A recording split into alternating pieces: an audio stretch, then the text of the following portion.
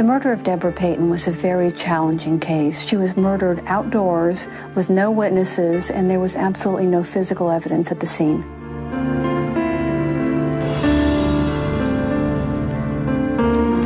But the profilers don't just look at the physical evidence. We look at the behavioral evidence as well. Even the way the victim is killed gives us clues to the type of offender we're looking for. 9:45 a.m. A homeless man walking through the woods makes a horrible discovery. A woman's body is lying among the trees.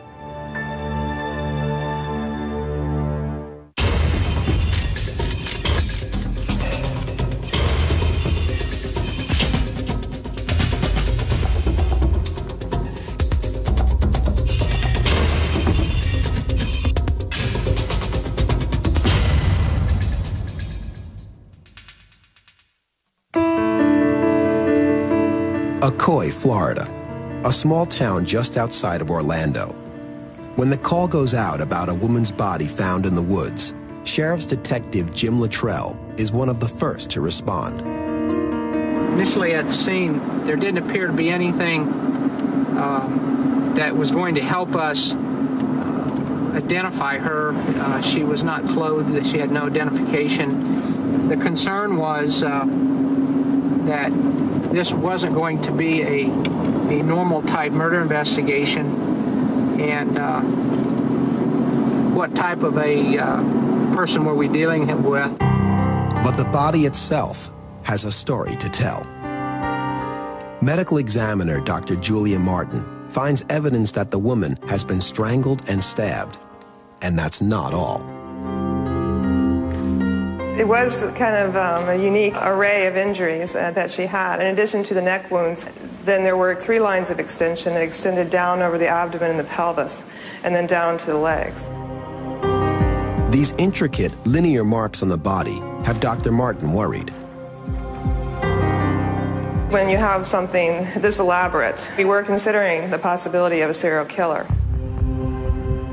A serial killer may be prowling these streets, and investigators have no evidence that will help catch him. The only connection they have to the killer is his unidentified victim. Across town, Jeanette Fortin receives a troubling phone call about her daughter, Debbie. I was sitting out in the back, and the phone rang, and it was a friend of Debbie's, and he had called and he said, "When is the last time that you saw Debbie?" I said, "Just a couple of days ago." And I said, "Why?" And in his voice, I could tell there was something wrong. Debbie's friend knows nothing, but he's worried. Meanwhile, detectives release information to the media about a distinctive tattoo on the victim's stomach. I guess it was at the 5 o'clock news, and they was just saying that they had found a body of a woman with the tattoo of Ronnie across her stomach. And I just started screaming and screaming, and my grandson called me. He said, "Grandma," and I was screaming to him, "Wayne, my God, they found Debbie's body in the woods." The identity of the victim is confirmed. She is Jeanette's daughter, Deborah Payton. Deborah Payton didn't have an easy life. After her young son was killed in a car accident, she turned to drugs and alcohol.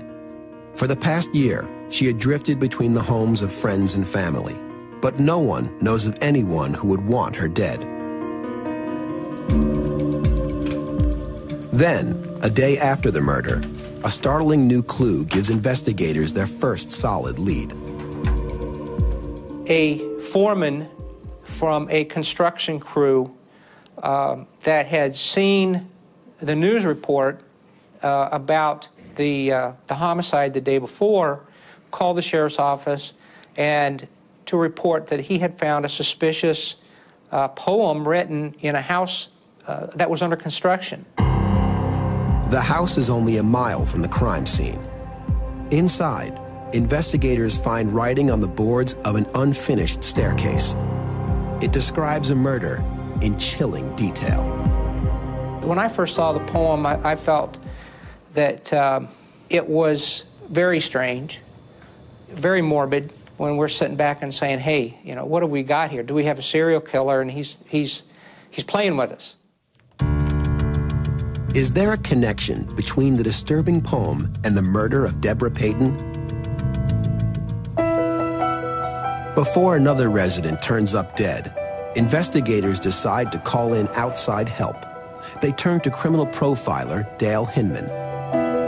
Special Agent Hinman was a law enforcement officer for 11 years before being trained as a profiler by the FBI. Much of what profilers do at a scene is recognize behavior and interpret it into what type of person would do that behavior. And the way that we do this is to look at many cases. Agent Hinman brings the knowledge of hundreds of cases to the Payton homicide. But the writing found at the nearby construction site is not something she's used to seeing. When we read the poem, we were all struck by how similar what was in the poem was to what happened to Deborah Payton. Was this a fantasy or was this reality for him? When a woman's body is found murdered in the woods, profiler Dale Hinman is called in to help catch the killer before he takes another victim. When we got this case, the detectives told us they were so concerned because there was really no evidence for them to go on. But there is evidence, behavioral evidence at the scene. To find it, Agent Hinman asks Detective Luttrell to walk her through the crime scene. The victim was found kind of in a wooded area right over here. The exact location where the crime was committed is of particular interest. What occurred to me was that there are so many cutting wounds to this victim, and there's no street lights on the main road, and with all of the foliage ahead, there's no way for this person to see what they were doing unless this crime occurred sometime during the day.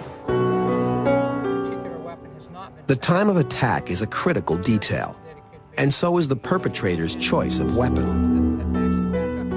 The medical examiner has indicated that the weapon used wouldn't necessarily have to be anything special. It could be any type of a sharp object. And the strangulation tool also could be just a normal piece of rope or any type of object. It doesn't appear that this crime took any preparation on the part of the offender, that probably whatever sharp weapon was used and whatever rope was used would be something that would be in this vehicle anyway for him. So this type of offender would be much more likely to be an unsophisticated individual who probably knew this victim, but not somebody who's known as being organized and sophisticated and a planning type person. Agent Hinman is beginning to think that detectives are looking for the wrong kind of suspect. In her view, this is not an experienced serial killer. It seems more likely that the murderer is an unsophisticated criminal familiar with the area, and maybe even with Deborah Payton. But what about the chilling poem found at the construction site? Could the author have committed this crime? Agent Hinman decides to study the writing in greater detail. This is a poem about someone describing a murder scene. He describes an individual who has flies buzzing round her eyes. And this is either someone who has a very elaborate fantasy about murdering someone, or who has murdered someone and is describing the incident. Hinman focuses on the complex vocabulary displayed in the poem, looking for links between the writing and the Payton case. The individual who wrote the poem was more sophisticated, more intelligent, would demonstrate the ability to commit a much more sophisticated crime. But our crime was very simple, very spontaneous, and not well planned. Agent Hinman concludes the poem and the Payton homicide are unrelated. Back in Akoi, investigators receive the news that their only piece of physical evidence is worthless. They'll have to start over. You literally have something in your hand, and it appears that it's not the importance that you hoped it is. Yeah, there was some disappointment, but that's part of of what we do. But just when the case seems to be in danger of collapsing, investigators get a major break. One of Deborah Payton's best friends, a man named Lewis Wood, emerges as a key witness. Lewis Woods indicated that he had been with Deborah Payton throughout the previous day before her death, and he dropped her off at the recycling plant on Plant Street in Winter Garden around dusk. Investigators examine Lewis Wood's story, and it checks out. And Deborah's family assures them that Lewis is a harmless old friend. Lewis is my best friend. You know, we did a lot of things together. Fished, went to movies, hung out, me, Debbie, and Lewis. Woods is able to provide police with new information critical to the investigation. Deborah had told him that she was scared, frightened of her ex-boyfriend, Kenny Wilson. It turns out that Deborah had stayed at Kenny Wilson's house the night before her murder. Kenny Wilson had a minor arrest record, and during their relationship there had been some domestic violence between the two of them. Once the suspicion arises that Kenny may be involved, Deborah's anguished family can't wait for investigators to act. Her sister and Lewis Wood confront him directly.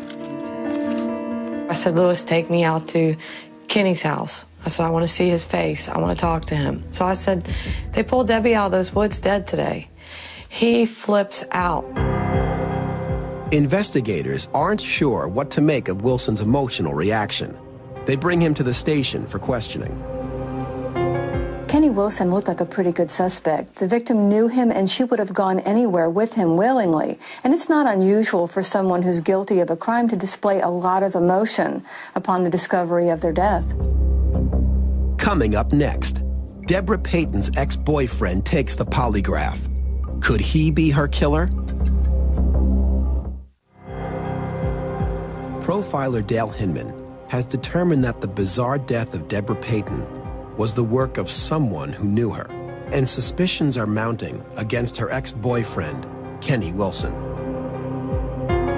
Information came out in the investigation that Kenny Wilson had a history of domestic violence against Deborah Payton, and it was learned that she spent the night at his house the night before she was killed. So the police decided to bring him in and offer him a polygraph test. Examiner Danny Connors administers the test. What happens on a polygraph when a person comes to a question that they know they're going to lie to? They become afraid that they're going to get caught in that lie. That fear will cause adrenaline to be released into the bloodstream. The heart beat faster, the blood pressure will rise, pulse rate will increase, body temperature will heat up. During the polygraph, Wilson remains calm and shows few signs of anxiety. There was no hesitation with his answers. He was very, very cooperative. He remained frontally aligned. Considering the nature of the questions, Wilson's calm demeanor is surprising. I asked him, does he know who killed Deborah Payton? To which he answered no. And then I needed to know, did he see her after she had left this place? And he answered no to those questions, and he was showing no deception. Kenny Wilson passes the polygraph exam and is soon cleared as a suspect. He did not kill Deborah Payton. But who did? Investigators turned once again to profiler Dale Hinman. The profilers all felt that the individual who killed Deborah Payton was somebody that she knew or somebody that was close to her. So we wanted to look at Lewis Wood because he was her friend, and he was the last person who reported seeing her alive. Lewis Wood had been dismissed as a suspect early on because of his close friendship with the Payton family. But Agent Hinman wants to know more about him. She meets with Detective Luttrell to review Wood's statement about the day Deborah was murdered. Lewis Wood said that he dropped the victim off along the roadway on Plant Street, which would be near the scene, about dusk. To Agent Hinman, Wood's story about dropping Deborah off at dusk defies logic. It would only make sense that the crime occurred before dark because you'd need a light source to do an intricate murder such as this. If the crime occurred during daylight hours, then Wood's story of dropping Deborah off at dusk must be a lie. There isn't enough time for this crime to happen if Lewis Wood dropped her off on Plant Street and then some unknown, as yet unidentified offender showed up, and then to get her in the car, transport her to the area, and then have all this activity occur. There's not enough minutes before it comes dark. Caught in his own lie, Lewis Wood emerges as a prime suspect in the death of his best friend. But there is not enough evidence to arrest him, and the case is in danger of collapsing. Then, 1 month later, investigators get a lucky break. A young woman walks into the Ocoee Police Department and says that her uncle killed Deborah Payton. In a startling new lead on the Payton case, a young woman has come forward and told police that her uncle confessed to a murder. He actually turned around and said, well, what would you think if I told you I killed somebody? That somebody is Deborah Payton, and the woman's uncle is Lewis Wood, the prime suspect in the investigation. I think the reason he talked to me is because he knew out of anybody, I would be the one that could protect him, but also make the right decisions for him. Kat believes that the right decision is to come forward. It is the break investigators have been waiting for. But they still need more evidence, or a confession. So it became really important at that point to figure out some other way to get him to confess to this crime. Since we didn't have any physical evidence, we needed someone to help us to get his confession. That person is his niece. She agrees to wear a wire and attempt to get Wood to admit to the crime once again. This is the yard in which I had my uncle come out and we did the taping. And actually you see the street and there are cop cars all around and I never saw any of them. From down the road, detectives listen in on every word. Actually, I was numb the whole time. I didn't let any emotions go through. I didn't let him see I was upset. Well, why did you tell me all that stuff? What's that? The whole incident, the murder thing. All right. Wanted to tell somebody. I didn't want to tell the cops. I told you. Kat tries to get her uncle to repeat the details of the crime. I guess it wouldn't help you to tell you I didn't mean to do it, right? You didn't mean to do it? Wanted to take her off and kill her, you know. He told me the same thing 6 different times in the same sequence. So I knew he wasn't lying. Finally, Wood says that Deborah's death was a mercy killing. He felt that he really wanted to just basically put her out of her misery. But Agent Hinman doesn't buy it. When any of us heard that he called this a mercy killing, we all knew that that was not the case. Had this been a mercy killing, why wasn't she fully clothed and found in a location where she would be discovered really quickly, as opposed to nude with post-mortem wounds? Regardless, police have what they need. When Lewis Wood leaves the house, he is arrested and charged with the murder of Deborah Payton. He accepts a plea bargain to avoid the death penalty. Deborah's mother testifies at the sentencing hearing. I got up and talked to the judge and told the judge that I hoped that he would never have a life because my daughter's life is over. Lewis Wood is sentenced to life in prison. But for Deborah's family, finding out that she was killed by their good friend makes the burden even harder to bear. Sometimes I've wanted to go to the prison and talk to him and just ask him, why, Lewis, why? But then I'm thinking to myself, he doesn't care. If he cared or had any kind of a conscience, he would have done what he did. When you look at what Lewis Wood did to Deborah Payton, we were all so grateful to have caught him early, because this is the kind of person that very likely he could have killed again. But there's one thing still that bothers me about this case. Remember the poem that was found at the construction site? Well, the author of that poem was never identified, so we don't know if he has killed somebody or if he's going to kill somebody in the future. Was this a fantasy or was this reality for him? And he's still out there.